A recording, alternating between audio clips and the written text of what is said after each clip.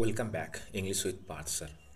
Today we'll discuss in this video 30 important questions that is most important for WBSLST. আজ যেটা discuss করব সেটা যথেষ্ট গুরুত্বপূর্ণ আমাদের আগত WBSLSTর জন্য। তো স্ট্রেঞ্জ মিটিংয়ে যে কোয়েশ্চেনগুলো দেওয়া হয়েছে এই পিডিএফে সেটা এক্সপ্লেনেশনের সাথে দেওয়া হয়েছে। ট্রাই করবে, তোমরা চেষ্টা করবে যে সেটা নিজের থেকে প্র্যাকটিস করতে, সেটা নোট তুলে নিতে পারো, বা এই পিডিএফটা যেটা পেয়ে যাবে তোমরা ওই লিঙ্কের মাধ্যমে তোমরা সেটা প্রিন্ট করে নিতে পারো।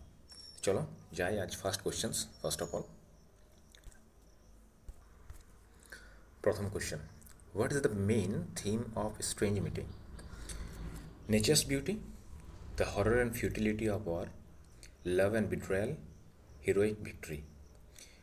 What is the main theme of strange meeting? Strange মিটিংয়ের মেইন থিম কোনটা?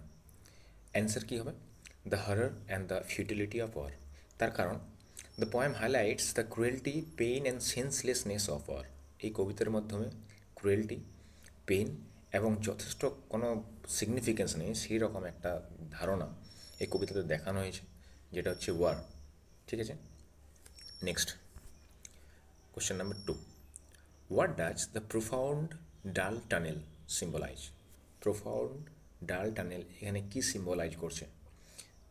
কোশ্চেনের অপশানসগুলো হলো a battlefield trench, hell of the afterlife, a bunker, না a cave on earth.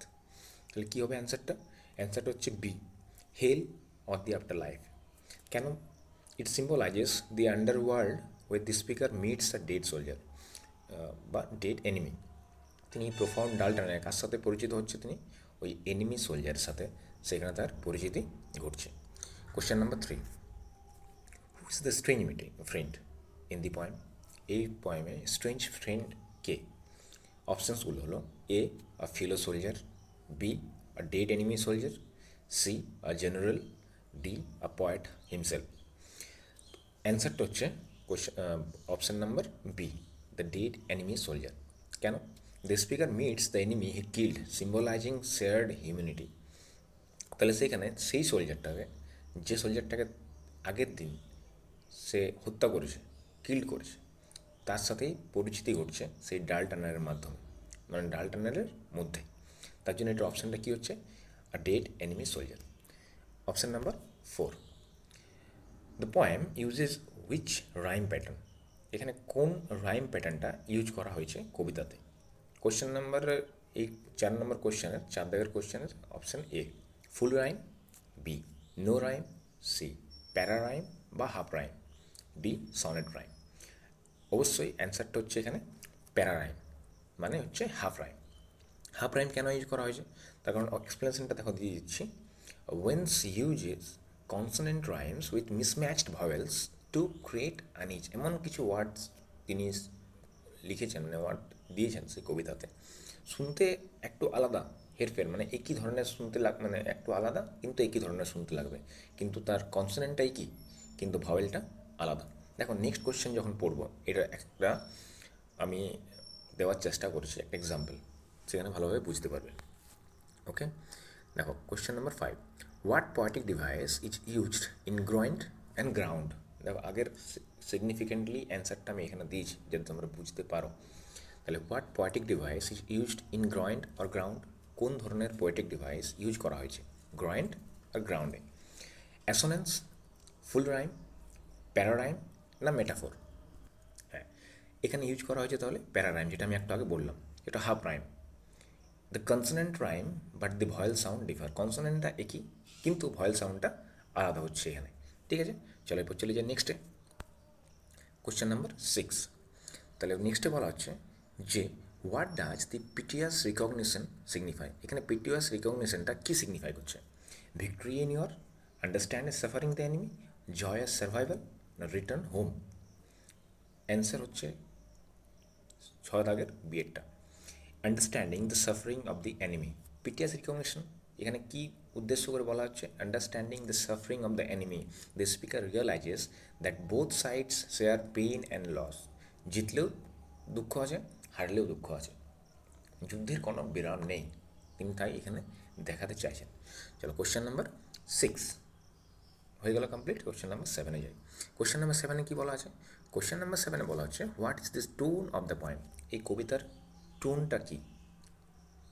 Joyful, humorous, সোমবার অ্যান্ড রিফ্লেক্টিভ, বা না ডিএ অ্যাংরি। তাহলে এটার টোনটা কি? সোমবার অ্যান্ড রিফ্লেক্টিভ, দুঃখে ভরা টোন। পয়েম ইজ মেলানকলিক, দুঃখে ভরা টোন। কন্টেমপ্লেটিং, ভাবনা চিন্তা করার একটা টোন দিচ্ছে তিনি এখানে। দ্য ট্র্যাজেডি অফ ওয়ার, যুদ্ধের ফলে যে সমস্ত জিনিসগুলো ঘটছে, দুঃখ, চিন্তাভাবনা, সেগুলো এখানে বলা হয়েছে। সেটা হচ্ছে টোন অফ দি পয়েম। ওকে, চলো চলে যাই এরপর নেক্সট আমরা question number 8। Foreheads of man have blade when no wounds were suggest। এখানে foreheads of men have blade when no wounds were কি সাজেস্ট করছে? 8 দাগের এর অপশান হচ্ছে physical wounds, B mental and emotional suffering, C happiness, D literal battle. অ্যান্সারটা কী জানা হচ্ছে? অ্যান্সারটা হচ্ছে এখানে আমাদের বিয়ের দাগের মেন্টাল অ্যান্ড ইমোশনাল সাফারিং। এটা কেন বলা হচ্ছে? এটা সিম্বলাইজ করছে psychological scars of war.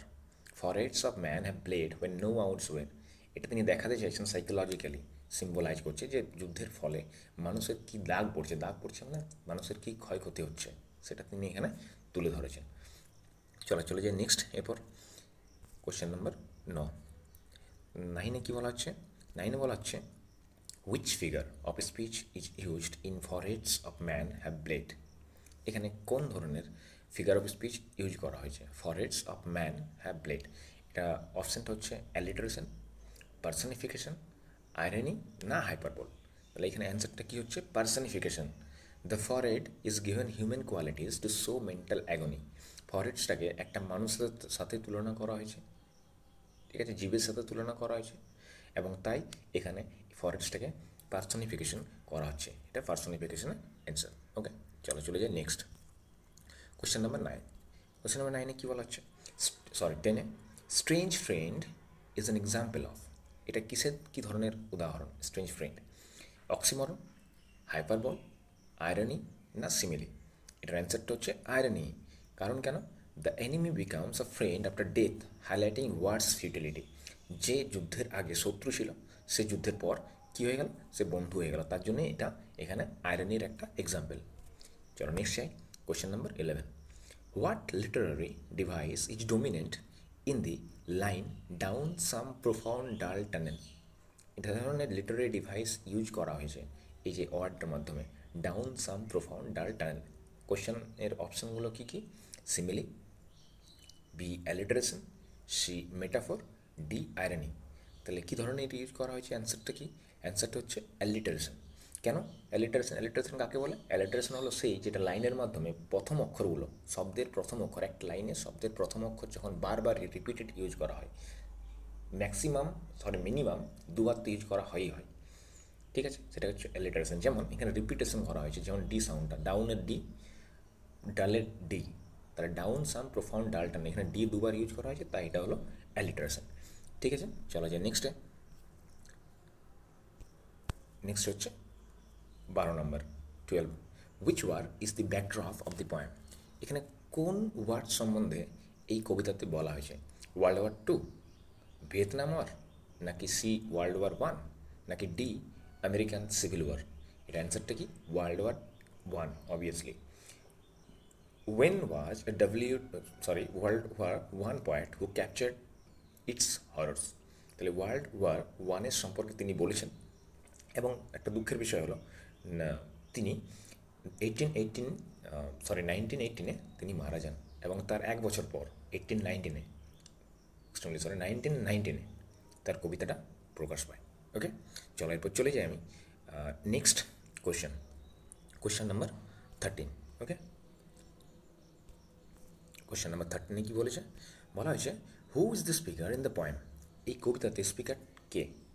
The enemy, B the poet himself, C a dead soldier, D a living soldier who meets a dead enemy. অ্যান্সারটা কি? অ্যান্সারটা হচ্ছে a living soldier who meets a dead enemy. কেন? The speaker imagines meeting the enemy he killed. তিনি ভাবছেন তিনি ডাল টানেলে গেছেন, এবং তার সাথে সেখানে পরিচিত হচ্ছেন কে?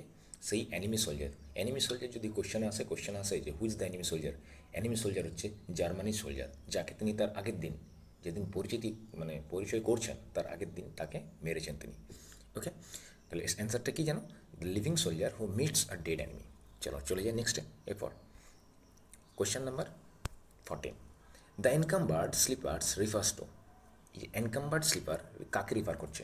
The dead soldier, tired soldiers, civilians, animal. তাহলে কাকে রিফার করছেন? ডেড সোলজারকে।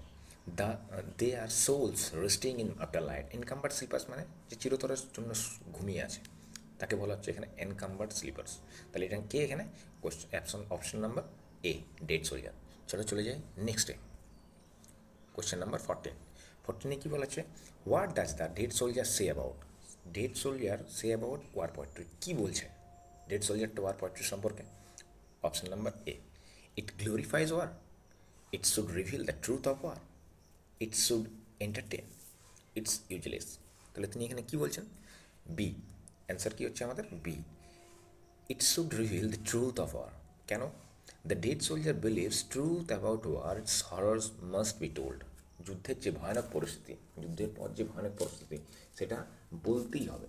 না বললে তা আমার পরের জেনারেশন না হলেও আমার যে বন্ধুরা যারা এখনও মারা যায়নি যুদ্ধে, যারা যুদ্ধে লিপ্ত আছে, তাদেরকে এই সত্যি কথাটা জানাতেই হবে। ওকে, চলো চলে যাই নেক্সট কোশ্চেনে। Question number 16। কোশ্চেন নাম্বার 16 কী বলা আছে? কোশ্চেন নাম্বার 16 বলা আছে, I am the enemy you killed my friend. This line is, এটা কী ধরনের লাইন? Number A, a metaphor, B, a personification, C, an irony, D, a hyperbole। তাহলে এখানে কি অ্যান্সার হবে? এটা হচ্ছে irony. I am the enemy you kill my friend. দেখো, যাকে এনিমি বলা হচ্ছে তাকেই আবার ফ্রেন্ড বলা হচ্ছে, তার জন্য এটা হচ্ছে একটা আইরনির example. The enemy becomes a friend in death. এনিমিটা ডেথে মারা যাওয়ার পর বন্ধু হয়ে গেল। পয়েন্টিং ওয়ার্ডস মিনিংলেসনেস, যেটা কিছুদিন আগেই, মৃত্যুর আগে পর্যন্ত যে শত্রু ছিল। ওকে, চলো চলে যাই এবার নেক্সট আমরা question number 17। Which device is used in too fast in thought or death to be bestirred? এখানে কোন ধরনের ডিভাইস ইউজ করা হয়েছে? সিমিলি, ফিগার অফ স্পিচের কিন্তু কোয়েশ্চেন, এটা ইম্পর্টেন্ট, মোস্ট ইম্পর্টেন্ট এইসব question. Simile, B alliteration, C onomatopoeia, D oxymoron. তাহলে simile কি? এখানে সিমিলির তোমরা জানো সিমিলি লাইক আর অ্যাজ ইউজ হয়, যেখানে অ্যালিটারেশন বারবার রিপিটেশন হবে ওয়ার্ডটা। অনোমাটোপিয়া একটা সাউন্ড, একটা শব্দে রূপান্তরিত হয়ে যায়, সেটাকে হচ্ছে অনোমাটোপিয়া। অক্সিমরন দুটো জ্যাক্সটা পজিশন করবে, দুটো অপোজিট থিং, যখন সেটাকে বলা হয় অক্সিমরন। ওকে, তো যাই হোক, which device is used in too fast in thought or death to be bestirred? এখানে অ্যান্সার হচ্ছে অ্যালিটারেশন। দেখো, অ্যালিটারেশন একটা পিওর এক্সাম্পল। টু, এখানে টি ইউজ করা হয়েছে। ফার্স্ট ইন থট, থটের T, on death to be, to এর টি। তাহলে এখানে এটা পিওর এক্সাম্পল অফ অ্যালিটারেশন। চলো চলে যাই নেক্সট কোশ্চেনে। Question number 18, what does the phrase the pity of war mean? এখানে পিটি অফ ওয়ার ফ্রেজটার মাধ্যমে কী বোঝানো হয়েছে? War is glorious, B war leads to compassion, C war causes deep suffering, D war is necessary. তাহলে কি? Obviously the most important question it is also, and the answer is C. War causes deep suffering. After war, every peoples will die. After wars, a lot of destruction will happen, and that's why war causes deep suffering. Its central theme in Wayne's poetry. এটা প্রতিটা কবিতাতে, Weil's যতগুলো কবিতা লিখুক, তার কবিতাতে futility of ওয়ারের একটা ছোঁয়া থাকবেই থাকবে। চলো চলে যাই নেক্সট কোশ্চেন। নেক্সট কোশ্চেন কি? Question number 19। What kind of rhyme scheme is used to create an each? কী ধরনের রাইম স্কিম ইউজ করা হয়েছে এই কবিতাতে, কবিতার মাধুর্য বা কবিতাতে একটা সিগনিফিক্যান্স নিয়ে আসার জন্য? এভিএবি, এএবিবি, প্যারারাইম, নাকি নান? তাহলে এটা আমি আগেও বলেছি, প্যারারাইম মানে কী যেন বলেছিলাম? হাফ রাইম বলেছিলাম প্যারারাইম মানে, ঠিক আছে? তাহলে it creates jarring discordant sound mirroring words horror. তাহলে ওয়ার্ডসের যে ভয়ানক রূপ, তার সিগনিফিক্যান্সটা দেওয়ার জন্য তিনি এখানে প্যারারাইম ইউজ করেছেন। একটু আগে বলেছিলাম একটা এক্সাম্পল, গ্রয়েন্ড আর গ্রেইন্ড বলেছিলাম, ঠিক, গুড। তাহলে চলে যায় 19-এর কী অ্যান্সার হলো আমাদের সি, প্যারা 9। চলে যায় নেক্সট কোয়েশ্চেনে। নেক্সট কোয়েশ্চেন কী বলছে? Question number 20, the tunnel imagery can be connected to escape route, grave or after life, underground bunker, নাকি ডি শেল্টার। তাহলে কী বলছে? The tunnel imagery can be connected, এই যে ইমেজারিটা, টানেলের ইমেজারিটা, সেখানে কার সাথে সম্পর্ক ঘটাচ্ছে? এখানে সম্পর্ক ঘটাচ্ছে গ্রেভ অর আফটার লাইফ। টানেলটা কেন, কী জানো? টানেলটা সিম্বলাইজ করছে মৃত্যুর পরের সময়টা, মৃত্যুর পরের জায়গাটা, ঠিক আছে? Grave or after life symbolises the passage from life to death, জীবনের আগের সময়, জীবনের পরের সময়। টানেলটা হচ্ছে জীবনের পরের সময়।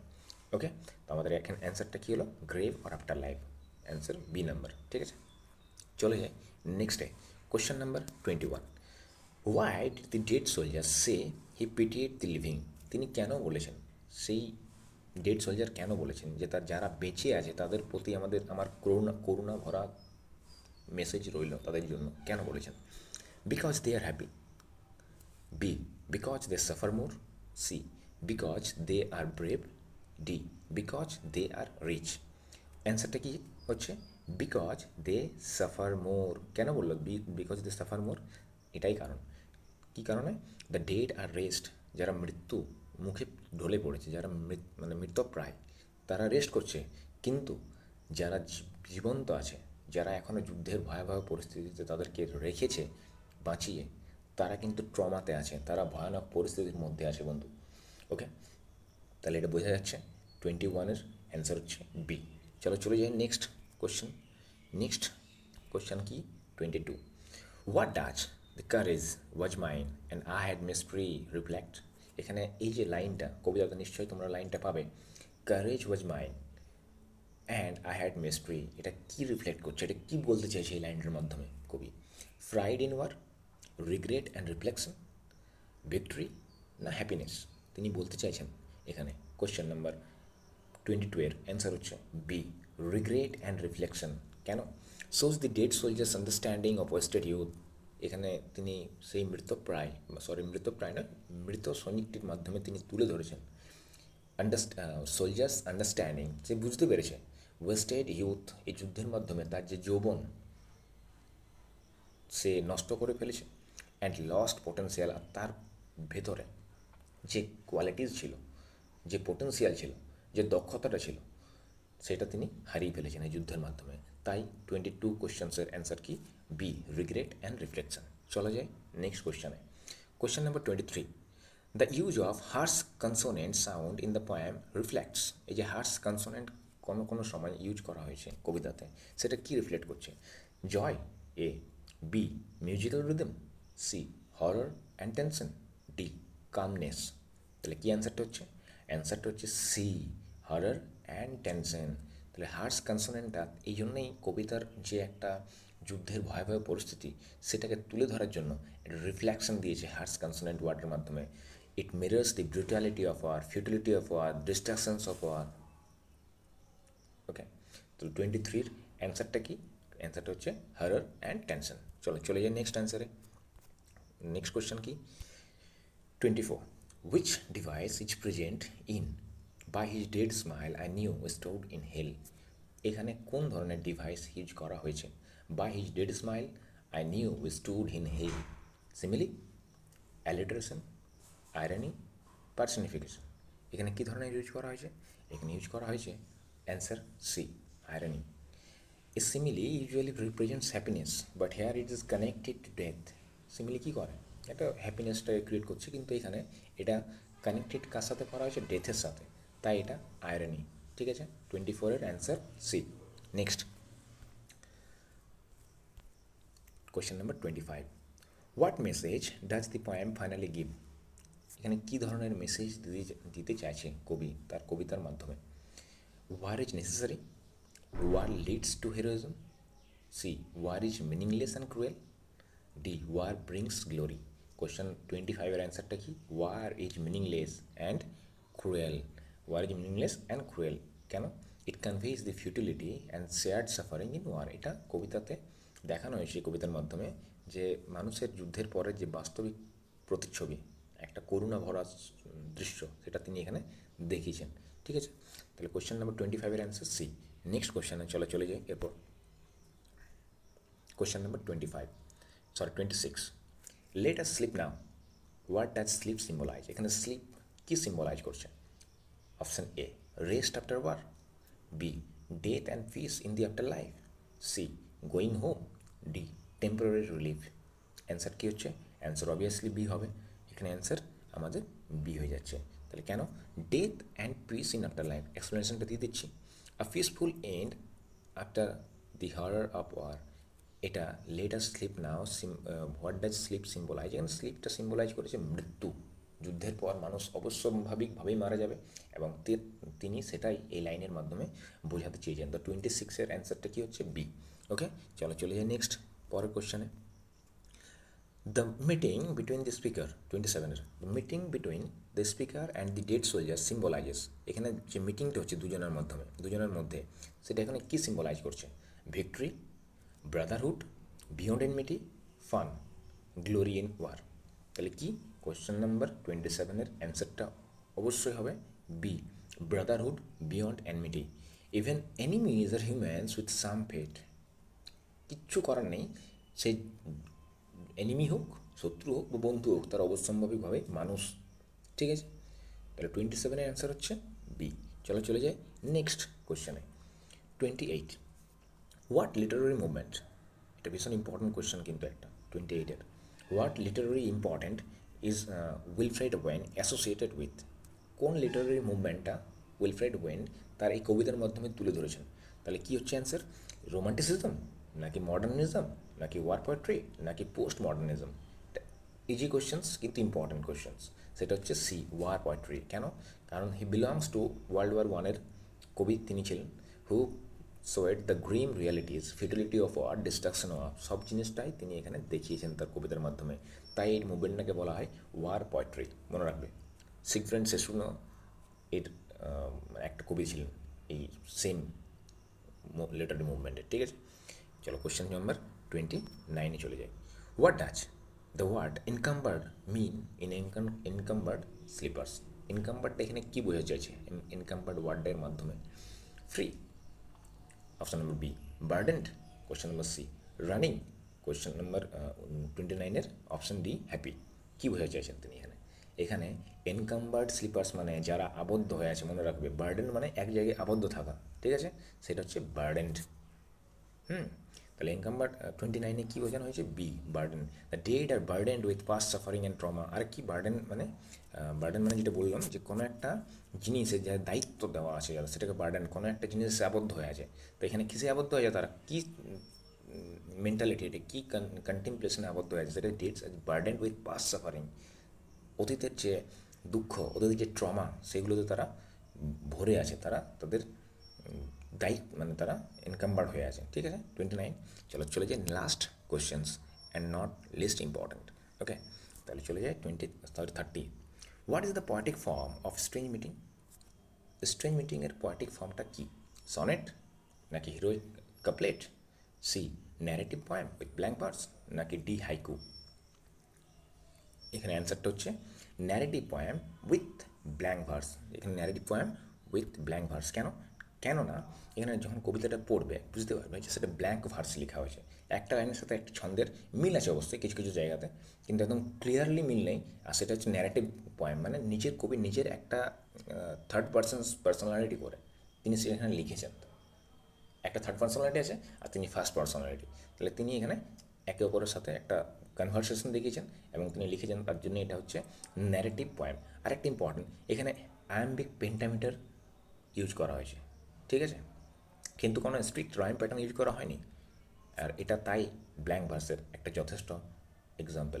ওকে, তো যাই হোক, যদি ভালো লাগে বন্ধুরা, তাহলে আমার এই চ্যানেল সেটা লাইক করবে, এবং এই যে মক টেস্ট দিচ্ছি আমি, এরকম মক টেস্ট দিতে থাকবো, প্রতিদিন আমি আপলোড করব।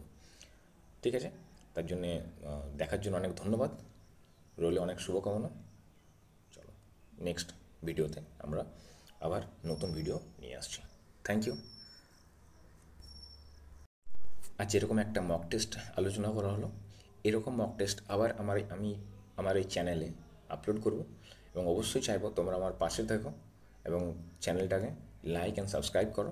আর এর যে পিডিএফের যে লিঙ্ক সেটা আমি অবশ্যই চেষ্টা করছি, মানে আমার ডেসক্রিপশনে দেওয়ার, ভিডিও ডেসক্রিপশনে তোমরা পেয়ে যাবে, সেখান থেকে তোমরা এটা ডাউনলোডও করতে পারবে।